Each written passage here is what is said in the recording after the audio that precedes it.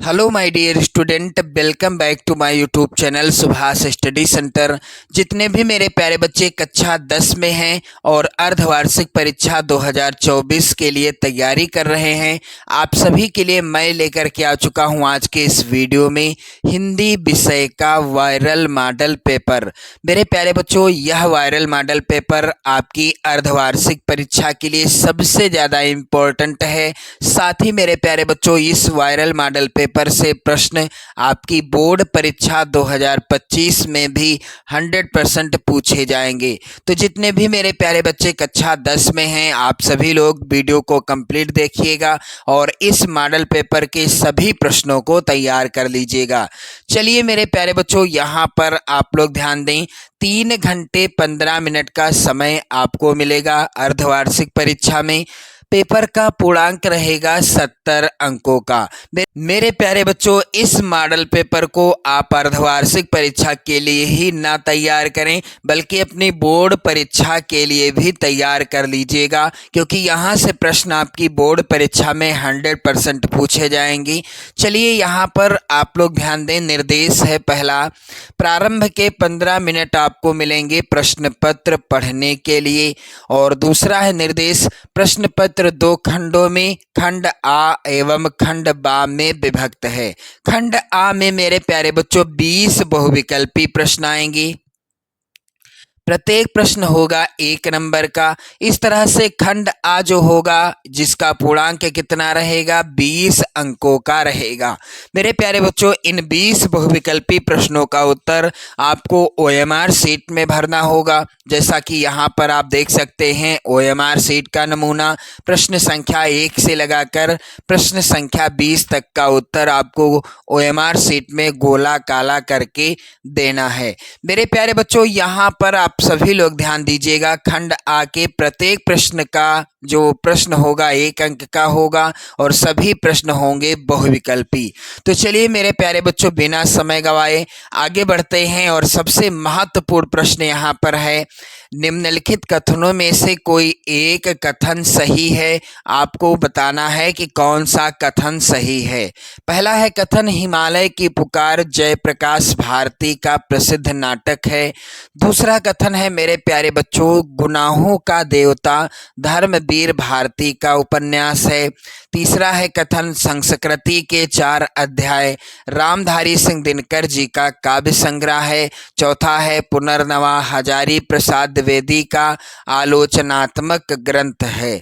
तो मेरे प्यारे बच्चों, यहाँ पर राइट आंसर क्या हो जाएगा, गुनाहों का देवता धर्मवीर भारती का उपन्यास है। यहाँ पर दूसरा वाला कथन सही है, बाकी सब गलत हैं।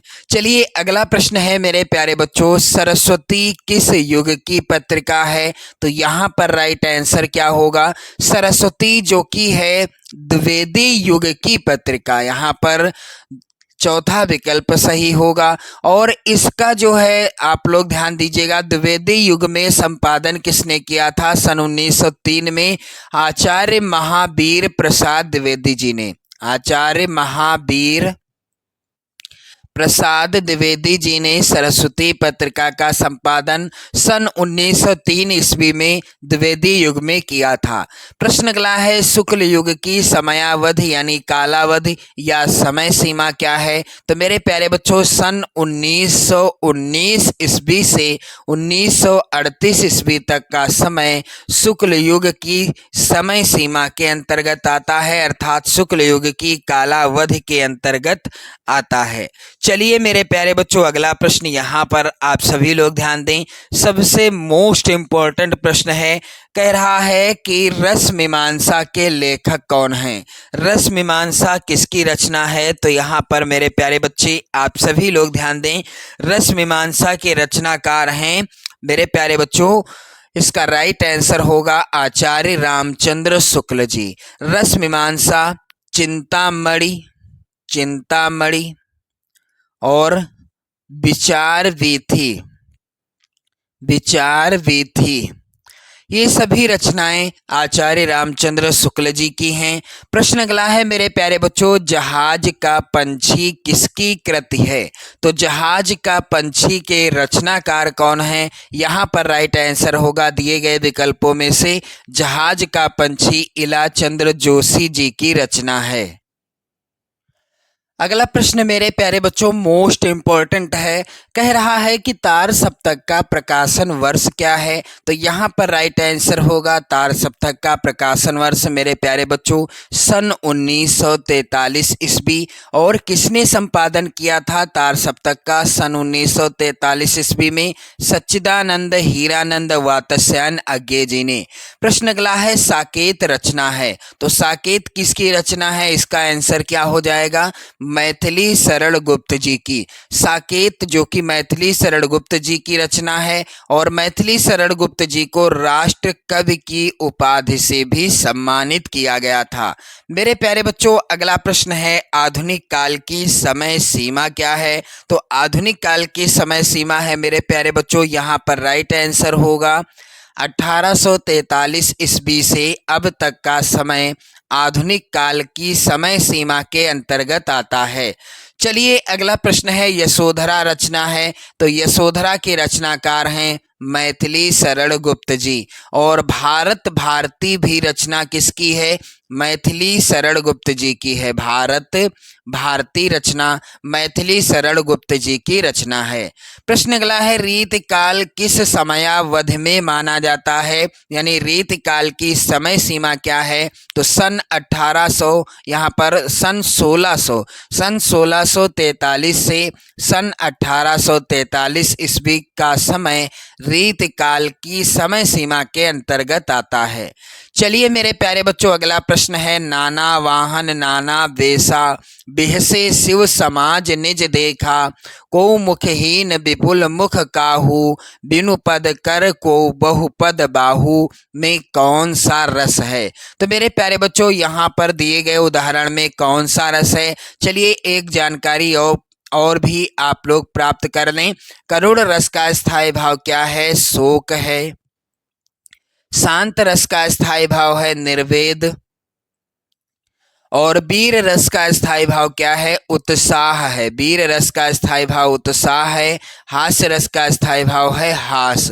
तो मेरे प्यारे बच्चों यहाँ पर कौन सा उदाहरण है? यानी दिए गए उदाहरण में कौन सा रस है? हास्य रस है जिसका स्थायी भाव क्या है? हास है।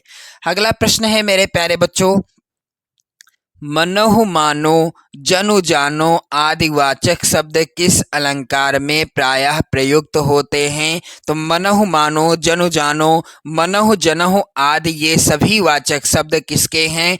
उत्प्रेक्षा अलंकार के हैं। प्रश्न अगला है रोला किस प्रकार यानी किस तरह का छंद है? तो मेरे प्यारे बच्चों रोला सममात्रिक छंद है। अगला प्रश्न है सोरठा छंद में चरण होते हैं? तो सोरठा छंद में 4 चरण होते हैं। सोरठा छंद के पहले और तीसरे चरण में कितनी मात्राएं होती हैं? 11 मात्राएं। सोरठा छंद के दूसरे और चौथे चरण में 13 मात्राएं होती हैं। अनुचर में प्रयुक्त उपसर्ग क्या है? तो मेरे प्यारे बच्चों अनुचर में उपसर्ग कौन सा लगा है? यहाँ पर गा वाला ऑप्शन सही होगा अनु। तिरंगा में कौन सा समास है मेरे प्यारे बच्चों? तिरंगा में मेरे प्यारे बच्चों है द्विगु समास। द्विगु समास में क्या होता है? पहला पद होता है संख्यावाची और बाकी दूसरा पद किसी समूह या समाहार का बोध कराता है। और तिरंगा में पहला पद क्या है? ती अर्थात 3 और रंगा यानी 3 रंगों का समूह। तो यहाँ पर 3 रंगों का समूह है इसलिए यहाँ पर कौन सा समास है मेरे प्यारे बच्चों? द्विगु समास। चलिए अगला प्रश्न है तद शब्द का तृतीया बहुवचन का रूप क्या होगा? इसका राइट आंसर क्या हो जाएगा मेरे प्यारे बच्चों? तद शब्द का तृतीया बहुवचन तेभ्या हो जाएगा। पिताजी ने राकेश को बाजार भेजा है, वाक्य में उद्देश्य क्या है? तो यहाँ पर मेरे प्यारे बच्चों वाक्य में उद्देश्य है पिताजी ने जो है ये उद्देश्य है। अगला प्रश्न है, जब वाक्य में भाव की प्रधानता होती है तब वाच्य होता है। जब भाव की प्रधानता होती है वाक्य में तब कौन सा वाच्य होता है? इसका राइट आंसर हो जाएगा भाववाच्य। वाक्य में प्रयुक्त शब्द कहलाता है। तो मेरे प्यारे बच्चों यहाँ पर राइट आंसर क्या होगा? अपव्यय होगा, पद होगा, समास होगा या प्रत्यय होगा? तो आप सभी लोग इसका आंसर कमेंट करके बताइएगा। चलिए खंड बा जो कि वर्णनात्मक प्रश्नों पर आधारित है, 50 अंक का है। चलिए यहाँ पर पहला प्रश्न है मेरे प्यारे बच्चों, निम्नलिखित गद्यांश पर आधारित 3 प्रश्नों का उत्तर दीजिए। 6 नंबर का प्रश्न आएगा। यहाँ पर गद्यांश है, आज विज्ञान मनुष्य के हाथों में अद्भुत और अतुल शक्ति दे रहा है। उसका उपयोग एक व्यक्ति और समूह के उत्कर्ष और दूसरे व्यक्ति और समूह के गिराने में होता ही रहेगा। मेरे प्यारे बच्चों ये जो गद्यांश है किस पाठ से लिया गया है? क्योंकि पहला प्रश्न है गद्यांश का संदर्भ लिखिए। तो पाठ का नाम क्या है?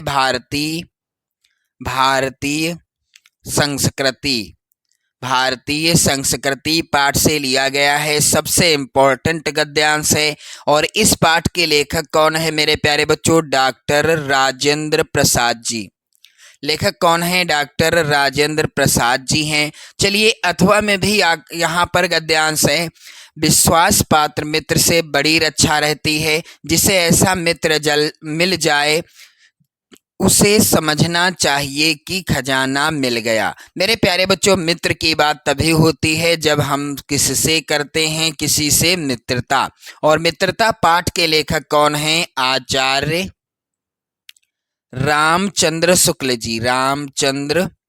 शुक्ल जी हैं मित्रता पाठ के लेखक। मेरे प्यारे बच्चों इस गद्यांश के भी नीचे 3 प्रश्न हैं। आपको किसी एक गद्यांश के नीचे दिए गए 3 प्रश्नों का उत्तर देना है और 6 नंबर पक्के कर लेने हैं। चलिए अगला प्रश्न है, दिए गए पद्यांशों पर आधारित 3 प्रश्नों का उत्तर दीजिए। पहला यहाँ पर पद्यांश है और प्रश्न आएगा 6 नंबर का, निर्गुण कौन देश को वासी, मधुकर कहीं समुझाई सौह दें, बूझत साँच नहासी। को है जनक कौन है जननी, कौन नारी को दासी, कैसो बरन भेष है कैसो कहीं रसमय अभिलाषी। पाओगे पुन कियो आपनो जोरे करोगे गासी, सुनत मौन होए रहो बावरो सूर सबय मत नासी। यहाँ पर आपने रचनाकार का नाम तो जान ही लिया होगा। पद शीर्षक पाठ से लिया गया है प्रस्तुत पद्यांश और सूरदास जी हैं जिसके रचनाकार। क्योंकि संदर्भ में आपको पाठ और लेखक का नाम लिखना होगा, रचनाकार का नाम लिखना होगा।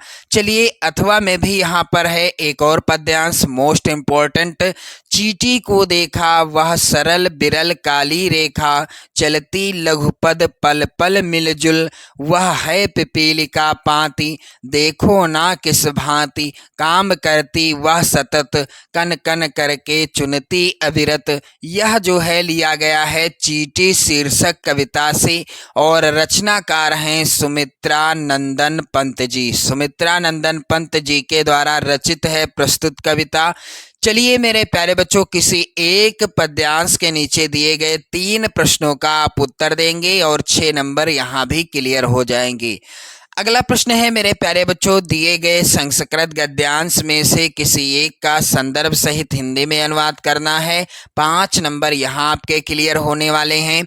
इयम नगरी विविध धर्माणाम संगम स्थली, महात्मा बुद्धा तीर्थकरः पार्श्वनाथा शंकराचार्य कबीरा गोस्वामी तुलसीदासा अन्ये च बहवः महात्मानाम अत्रागत्ते सुबयान विचारान प्रसारयन। मेरे प्यारे बच्चों वाराणसी शीर्षक पाठ से लिया गया है प्रस्तुत गद्यांश। अथवा में प्रश्न मेरे प्यारे बच्चों यहाँ पर भी गद्यांश है, अस्माकं संस्कृति सदा गतिशीला वर्तते। मेरे प्यारे बच्चों पाठ का नाम यहाँ पर स्पष्ट लिखा है भारतीय संस्कृति शीर्षक पाठ से प्रस्तुत गद्यांश लिया गया है। फिर अगला प्रश्न है, यहाँ पर दिए गए संस्कृत पद्यांश में से किसी एक का संदर्भ सहित हिंदी में अनुवाद कीजिए। 5 नंबर का प्रश्न आएगा। मानम हित्वा प्रियो भवति, क्रोधम हित्वा न शोचति। मेरे प्यारे बच्चों, यहाँ पर ये जो है पहला पद्यांश यह लिया गया है जीवन सूत्राणि शीर्षक पाठ से। आप लोग ध्यान दीजिएगा। दूसरा जो यहाँ पर पद्यांश है, सर्वे भवन्तु सुखिनः सर्वे सन्तु निरामयाः, यह लिया गया है भारतीय संस्कृति शीर्षक पाठ से। किस पाठ से? भारतीय संस्कृति शीर्षक पाठ से। अगला प्रश्न है, अपने पठित खंड काव्य के आधार पर निम्नलिखित प्रश्नों में से किसी एक का उत्तर देना है। 3 नंबर का प्रश्न आएगा। चलिए मेरे प्यारे बच्चों, अगला प्रश्न यहाँ पर प्रश्न संख्या 6 का है। दिए गए लेखकों में से किसी एक लेखक का जीवन परिचय लिखना है आपको और उनकी रचना का नाम लिखना है। 5 नंबर का प्रश्न आएगा। आचार्य रामचंद्र शुक्ल, भगवत सरल उपाध्याय और डॉक्टर राजेंद्र प्रसाद, तीनों का जीवन परिचय 2025 बोर्ड परीक्षा के लिए सबसे ज़्यादा इम्पोर्टेंट है। 100% मेरे प्यारे बच्चों आपकी बोर्ड परीक्षा में इनका जीवन परिचय जरूर आएगा। प्रश्न अगला है, दिए गए कवियों में से किसी एक कवि का जीवन परिचय देते हुए उनकी एक प्रमुख रचना का उल्लेख कीजिए। 5 नंबर का ये प्रश्न भी है। सूरदास, महादेवी वर्मा और तुलसीदास, इनमें से किसी एक कवि का जीवन परिचय आपकी बोर्ड परीक्षा में जरूर आएगा। 2025 बोर्ड परीक्षा के लिए ये तीनों कवियों का जीवन परिचय आप 100% तैयार कर लो। 100% की गारंटी है, जरूर पूछा जाएगा। अगला प्रश्न है, अपनी पाठ्य पुस्तक में से कंठस्थ कोई एक श्लोक लिखना है आपको जो पेपर में ना पूछा गया हो। 2 नंबर का प्रश्न आएगा। प्रश्न अगला है, निम्नलिखित प्रश्नों में से किन्हीं 2 प्रश्नों का उत्तर संस्कृत में दीजिए। ये प्रश्न भी 2 नंबर का आएगा। भारतीय संस्कृते मूलम किम अस्ति, चंद्रशेखरः कः आसीत्, पुरुराजः कः आसीत्, वीरः केन पूज्यते और आतुरस्य मित्रम किम अस्ति। ये सभी प्रश्न आप लोग तैयार कर लीजिएगा। वेरी वेरी इंपॉर्टेंट हैं ये सभी प्रश्न आपकी बोर्ड परीक्षा 2025 के लिए। चलिए अगला प्रश्न है, निम्नलिखित में से किसी एक विषय पर निबंध लिखिए। तो विद्यार्थी और अनुशासन, बेरोजगारी की समस्या और उसका समाधान, देश प्रेम, प्रदूषण की समस्या और समाधान, ये सभी निबंध 2025 बोर्ड परीक्षा के लिए भी 100% इम्पॉर्टेंट हैं। आप लोग जरूर तैयार कर लीजिएगा। चलिए अगला प्रश्न है, आकस्मिक अवकाश के लिए अपने प्रधानाचार्य को एक प्रार्थना पत्र लिखिए। 4 नंबर का प्रश्न आएगा। अथवा में भी मेरे प्यारे बच्चों यहाँ पर एक और प्रश्न है, शहर की सफाई हेतु अपने शहर के मुख्य नगर अधिकारी को एक पत्र लिखिए। तो मेरे प्यारे बच्चों आप सभी लोग इस मॉडल पेपर को जरूर तैयार कर लो। यहाँ से प्रश्न आपकी अर्धवार्षिक परीक्षा में तो आएंगे ही आएंगे। आपकी बोर्ड परीक्षा 2025 में भी यहाँ से प्रश्न 100% पूछे जाएंगे। मेरे प्यारे बच्चों एक बार शेयर कर देना, आप लोग इस वीडियो को लाइक कर देना। चैनल पर यदि आप नए हैं तो चैनल को भी सब्सक्राइब कर लीजिएगा। जय हिंद।